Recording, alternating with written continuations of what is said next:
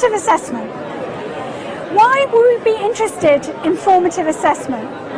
Because formative assessment emphasises assessment for learning. There's a big push in the UK with the schools, with GCSEs, A-levels, to have electronic assessment. And also not only to do that within the schools, but also the government is pushing for electronic feedback that will help students reflect on their own learning. And I think what's more important in the assessment is the type of feedback that we give to our students. We've been very much involved with interactive learning and feedback with S103. We have a model in the OU. We have been scaffolding students with our feedback, with this builds on work from Brunner, one of the researchers in this area. But there are real gains from formative assessment. For example, Black and Williams have found that 0.4 to 0.7 effect is found when formative assessment takes place. And it's particularly effective for children and for students who've not done well at school, can help students to time their responses and their work and to motivate them, and can be a means to help them become more reflective learners. Now, I point you towards the CAFA work, which is Computer Assisted Formative Assessment Project, which I ran.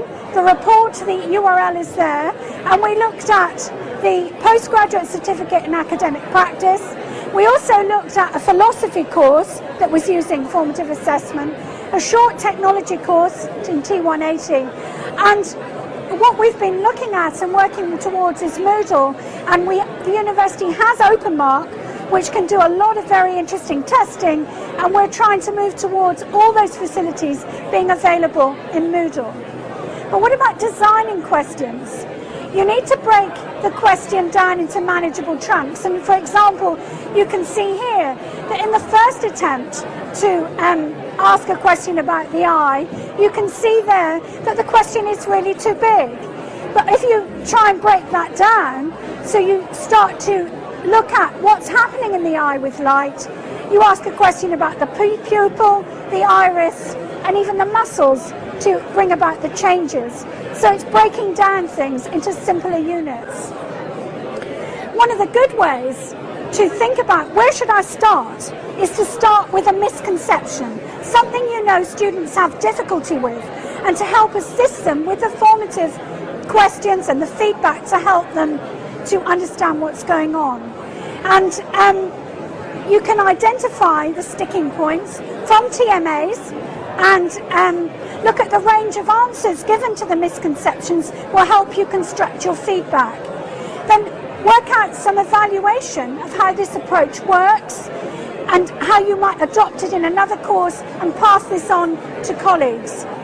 And at the moment, the history department and philosophy have said to me, this is all very well, but we need some free text entry. We need our students to be more free with their answers, and watch this space, look on the Knowledge Network.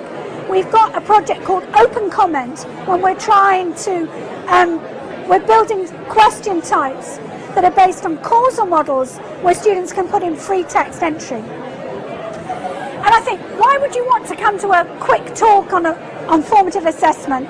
So here are 10 tips if you're thinking about using it. First of all, do go to LTS. Go and find out the specification types of questions that they can support, because you can dream things up, but they might not be able to do that for you. Look at good questions from your own faculty, and if there aren't any, come to IET and we'll find you some examples. Also think about design for updating. You know, could you use this question, could you change the content in some way, but use this general framework if you want to update the course. When you're giving the feedback, be aware of the tone and the content of the feedback as well. Praise is important, the way that you phrase things to support students and to encourage them.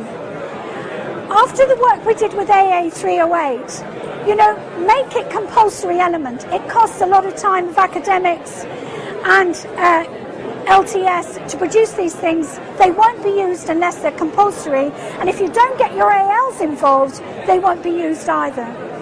And it's a wonderful vehicle to check pedagogy. and to identify and address misconceptions. For example, in the London School of Economics, they've started to introduce formative assessment in their first year. Over 1,000 students, 4 tutors. They are now getting together with the feedback, understanding misconceptions and changing their pedagogy, changing their teaching, and now going into tutorials, and instead of saying, what did you have difficulty with? And students aren't necessarily willing to explain or say what they have difficulty with.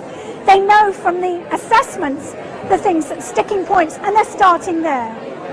We can also start to do some collaborative tasks with formative assessment, and SimLink is one of the projects where students have been linked remotely on a simulation, and I've given you the URL there. And I've mentioned about open comment. So if you think, multiple choice isn't for you, but you'd like to move towards open comment, we're actually working on that. Thank you very much.